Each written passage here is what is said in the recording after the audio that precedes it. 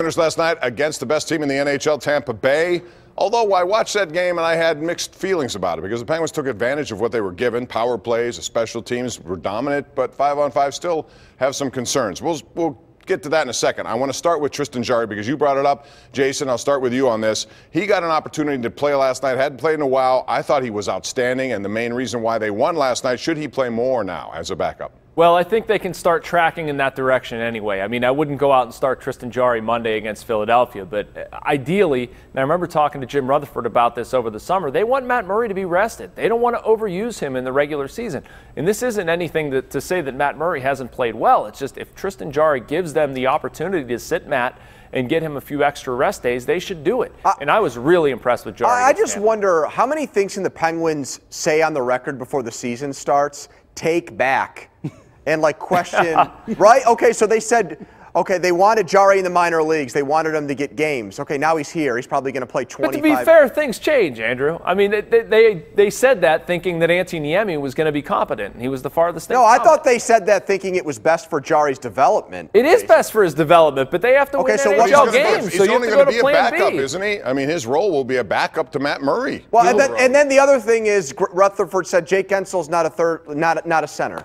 Well, he isn't a center. He's only spent 2 games there. Okay. They were forced into that position, just like they were forced into the position with Jarry. But here's one thing I look at when it comes to last night. It looks like he was told ahead of time that he was going to be starting against Tampa Bay, so he had time to get himself ready. And I like how they went about that. And if they really are going to rest Murray and they are going to work Jarry in, specifically at intermittent times, having him know ahead of time what he's going to be preparing for and working towards it is great. Because when you saw last night, he made a couple plays in the first period that probably swing that game. That stop on Stamkos, I don't think the game ends the same way if that doesn't happen. He kills off the double minor with the high stick to Gensel, then eventually, indirectly, but he had a hand in it, sets up the pass that Brian Rush chips out and gets the shorthanded breakaway goal. That could have been a 2 or 3 goal swing in the first period, and it really did set the stage for everything that happened afterwards. So yes, having him being a part of the plan long term, and we know Mike Sullivan likes to look down the road maybe a week or two and set everything in place. So if you're doing that the way they handled this, then it works for me.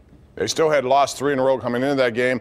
Just curious, Andrew, when you watched it 5-on-5, I thought Tampa really carried the play a lot to them. I still think they're looking at third line. Riley Sheahan's picked up some assists, but I think it's mostly because he's playing a lot with better players on his wing. Is he still the answer at third line, or would he be suited as a fourth line center and they go out and look for more? Yeah, I mean, I'm willing to say I was wrong about him. I thought a change of scenery was going to make a difference. I don't see a different player. He had one game that stood out to me so far where I said, well, maybe there's something going with this guy. I'll just say this about the whole Sheehan situation, their depth at center now. If you put a gun to my head and said, who's going to win a 7-game series between Tampa and Pittsburgh, I'd pick the Lightning in 5 right now. I mean, Pittsburgh just strikes me as a team that's running on fumes.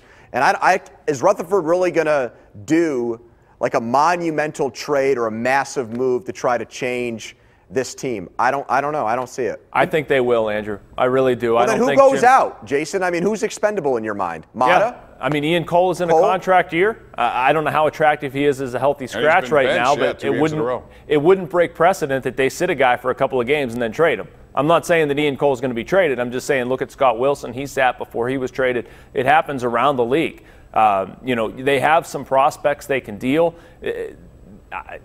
Financially it is difficult, but you might find a team that finds value in Carl Hagelin. Maybe the New York Rangers. He used to play there. Again, I'm just throwing stuff against the wall, but covering Jim for a couple years, I do think he's going to do something to improve this depth, and I've liked the Riley Sheahan trade. The only problem is he's a 4th-line center, not a 3rd-line center. They need somebody who adds more offense.